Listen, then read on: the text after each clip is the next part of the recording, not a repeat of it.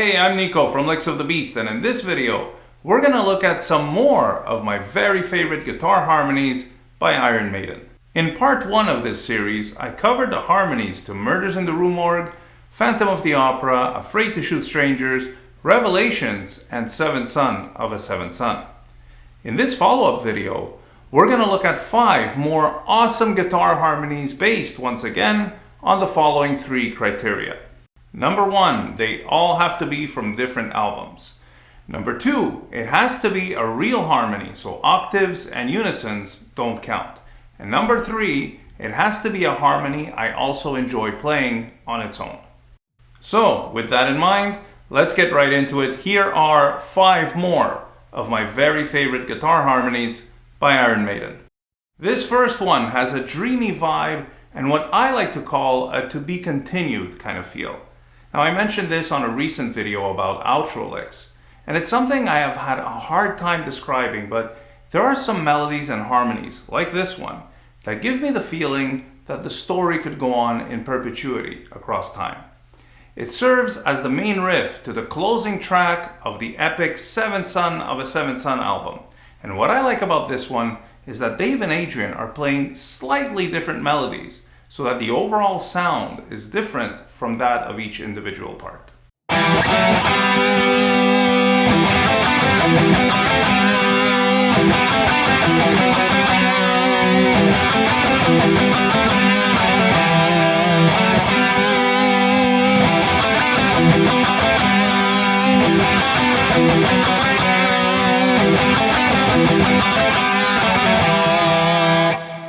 I chose this next one just because of how beautiful and haunting it sounds.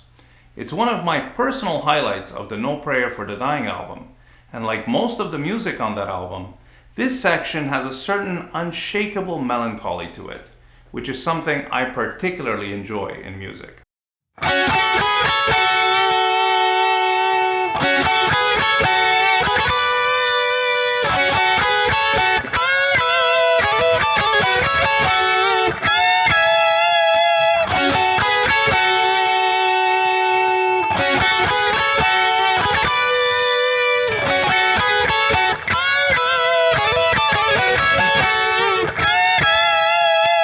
This song has 2 really great, unique sounding harmonies that blend so well together and give the song this ethereal, otherworldly vibe.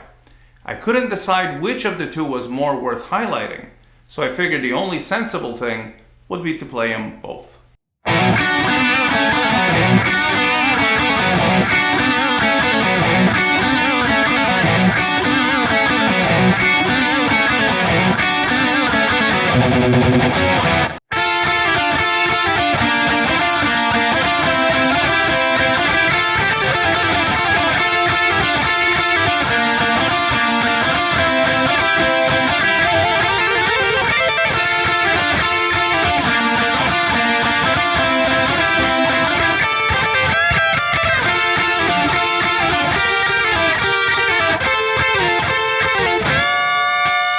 The rhythm and very particular heavy syncopation of the 4th harmony on this list is very futuristic sounding, from a 1980s point of view, as it always reminded me of computer blips.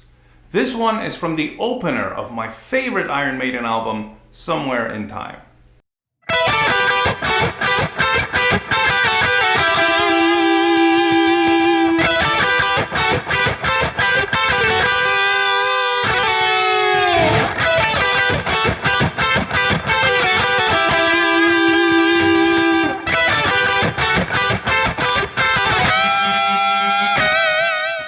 The last harmony on this list is one of Iron Maiden's surprisingly few multi-part harmonies.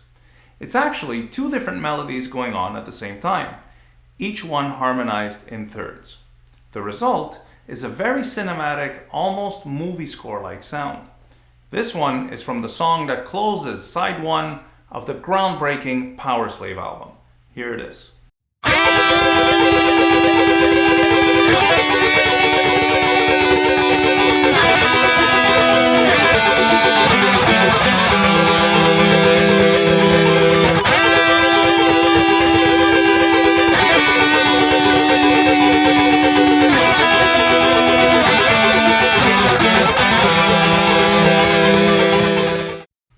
that's it for this video. I hope you enjoyed it, and as I said at the end of the first Harmonies video, it's best not to take these lists too seriously. I'm just picking parts that stand out to me as I'm putting the video together, and I try to select the ones I believe to have been most influential or particularly meaningful over the years.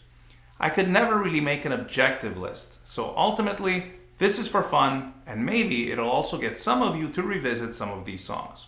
Don't forget to leave a like, and do consider subscribing to the channel if you haven't already.